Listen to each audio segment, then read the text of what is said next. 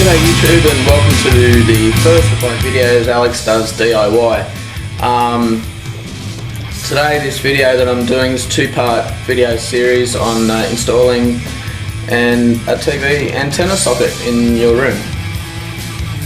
So to start with, let's have a look at some of the things you're going to need to do this job. So we've got there obviously a length of RF cable, we've got a power connector socket for your room, a gyprock saw, a pencil, a securing bracket there, we've got cutters, screwdriver, an F connector crimp and some F connectors, and you also see there a three-way F connector splitter.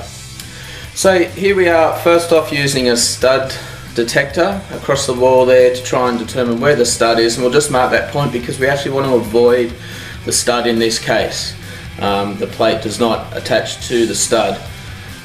Next, you want to determine roughly whereabouts on the wall you want to have your socket positioned. It isn't critical, and again we're just trying to avoid that stud, and you want it obviously in a place that's going to be handy and close to your television and aesthetically pleasing, I guess.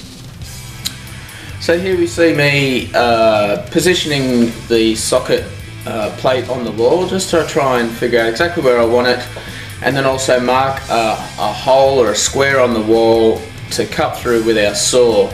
Now it's important obviously that this hole that we're going to cut is smaller than the total size of the ball plate, because you need to be putting your screws through the plate through the gyprock, otherwise obviously your plate's going to fall through the hole in the wall, which isn't a good thing. So here you can see the advantage of having a proper gyprock saw. It has a sharp point at the end which enables you to punch through the wall and start sawing. Again, it's not too critical to get this too neat a job. The main thing to keep in mind is obviously again that hole must be smaller than the ball plate obviously. So once we've got that cut out, we just obviously remove any insulation that you might have behind the wall. Now here you can see I'm just calculating with our length of what's called yellow tongue approximately how far I'm going to have to stick that through the hole before it reaches up into the ceiling. So we just mark that spot with a piece of tape so that I know once I reach that point that my yellow tongue should be up into the roof cavity. So then we begin feeding that up through the hole that we've made in the wall.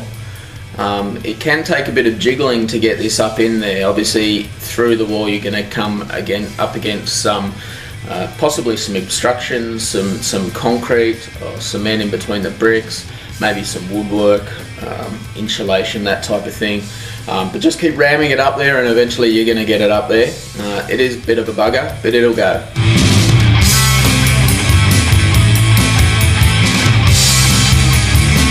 Okay, so next thing we're up now into the ceiling cavity, and you can see the top of the yellow tongue there. It's still sticking out of the hole down below. It's important at this point not to pull it all the way through, otherwise you'll have to do that process again. So next what we do is tape the end of our RF cable to the yellow tongue. Now in all my installations like this I choose to use a cable called RG6, which is a quad shield cable. It's a higher grade cable than some of the thinner television cables. The quad shield refers to the amount of shielding, metallic shielding inside or just underneath the plastic cover of the cable, and enables better prevention of any interference from electrical cables in the area and will give you a better picture. It's also much better suited to digital TV technology. So what we're going to do here is obviously, as I was saying, tape it to the top of the yellow tongue. Once we've got that taped up, what we can then do is go back down into the room where the socket is. The idea obviously is to then pull your yellow tongue back through the wall, and that'll take the RG6 RF cable with it and out through the hole that you've created, which we'll see in just a moment. Now this is always going to be a difficult job doing it this way because it is a confined space. The other option, if you're game enough, is you can also get on top of your roof and remove tiles off the top of your roof to gain access to this point. So here you can see now I'm removing that piece of yellow tongue back through the hole that we created, and it's obviously going to pull the cable with it.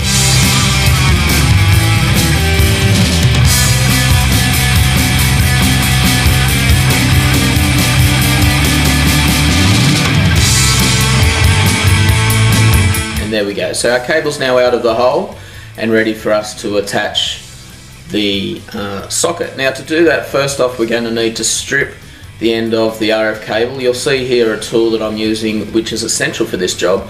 It's an RF cable stripper. Now the RF cable combines a copper core followed by some plastic sheath, then our metallic shielding on the outside, and then the plastic sheeting on the black sheeting on the outside again. So what that stripper does was exposes each of those components individually. You'll see here the back of the wall plate, so this is where the copper core goes, and this bracket here will actually clamp to the shielding. It's important that it does clamp to the shielding and not to the plastic sheath on the outside, because that shielding needs to be connected there to give you proper insulation of the digital TV signal. Another important step at this point is just double check that you don't have any of that metallic shielding on the cable touching the core in the middle, because again that will interfere with your picture and give you a really crap picture. So it's important, even the slightest hair width piece touching the core there is going to give you a problem. So we fix it in there, and then obviously do up the screws to hold it in. Another tip here is remember that these screws are threading into plastic on the back of that socket, so it's important not to over tighten them, because it's very easy to strip the thread inside those, and once they're stripped then that socket plate, wall plate is no good. You'll have to replace that.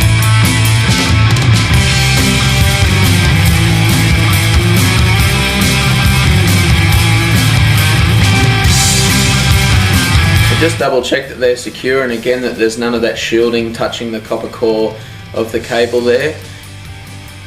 And then feed that cable back in through the wall. It can be a bit stiff to work with, but you'll get there. And just make sure it sits neatly on the wall as such. So the next step then is to fit our mounting bracket that goes behind the wall.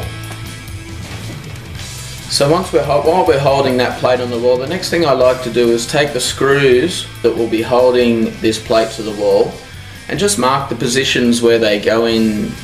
They'll be going through the gyprock, and then I like to remove the plate, take those screws and screw them through the gyprock. Now it's important to actually screw them through. Don't try and hammer them through or push them through, because all you'll end up doing is punching a bigger hole through the back of the wall there. So just turn them gradually until you get through to the other side. This will just make it a little bit easier when it comes to the final fit of the plate and putting those screws through from the wall plate itself.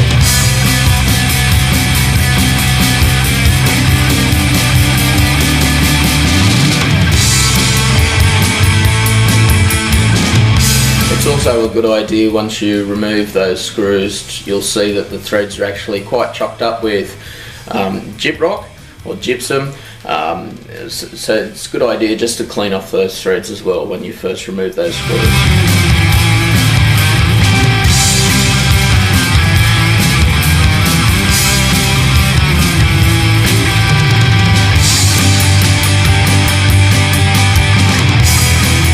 So here you see I'm just putting the fitting plate or bracket in through the wall here. Again, this can be a little bit of a fiddly job,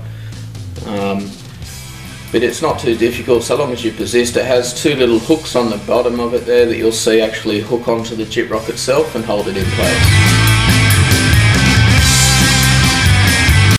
So once that's in place, you can then hold the bracket back onto the wall and put the screws through those holes we made and screw them into the bracket. Now this can also be a bugger of a job at this point, trying to line those screws up, but again, just be persistent, you'll get there.